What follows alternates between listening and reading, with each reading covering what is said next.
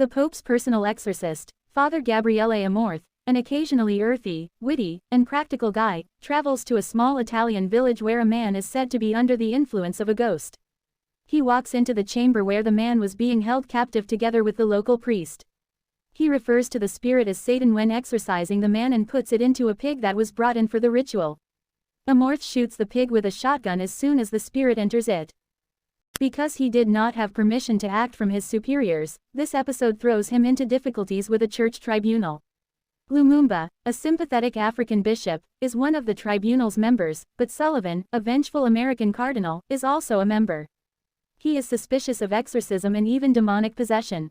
Amorth responds that he did not perform an exorcism but rather psychological theater to assist the mentally troubled individual, and that evil does exist. Amorth exits the tribunal disgusted.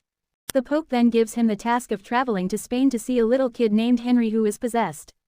In order to claim the enigmatic old abbey that was Henry's father's sole bequest to his family after he passed away in a car accident, Henry, his mother Julia, and his rebellious teenage sister Amy travel to Spain from America. Henry is also present. Henry, who is severely injured, has not spoken since the incident. After a terrible fire, workers who were renovating the abbey so the family could sell it leave. Brain scans reveal no abnormalities while Henry starts acting strangely. Father Esquibel from the neighborhood responds to Henry's request for a priest but is abused by the demon-possessed Henry, who declares, "Wrong priest." Amorth then arrives and enlists Father Esquibel as his assistant despite the fact that he lacks exorcist training. Esquibel makes blunders as a junior exorcist at first, strangling Henry when Henry enrages him, saying he has heard of Amorth but hasn't read his works. Amorth adds, "They're good books."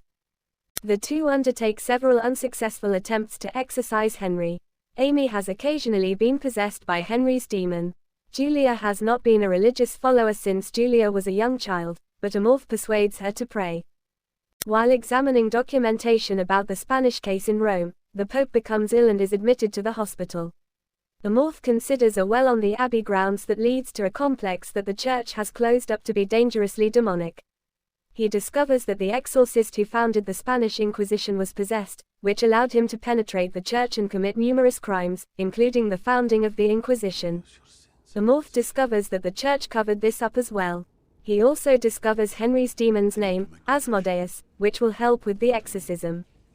Amorth and Esquibel confess to one another their sins or traumas and then forgive one another. Amorth has guilt over having survived World War II as an Italian partisan. A mentally ill woman sought Amorth's assistance but committed suicide when he did not provide enough support, and Esquibel engaged in extramarital sex with young women. The exorcism only works when Amorth volunteers himself to be possessed, which fits with Henry's earlier declaration that he wants to destroy Amorth. Despite the fact that this strengthens their relationship, they are still unable to expel Henry and have terrifying images of the ladies they failed with. The demon forbids Amorth from hanging himself and instead wants him to infiltrate and destroy the church. Esquibel does, however, assist Amorth in exorcising the demon as well as demonic manifestations that resemble the two women who had been troubling Amorth and Esquibel. Henry also gets better, as does the Pope.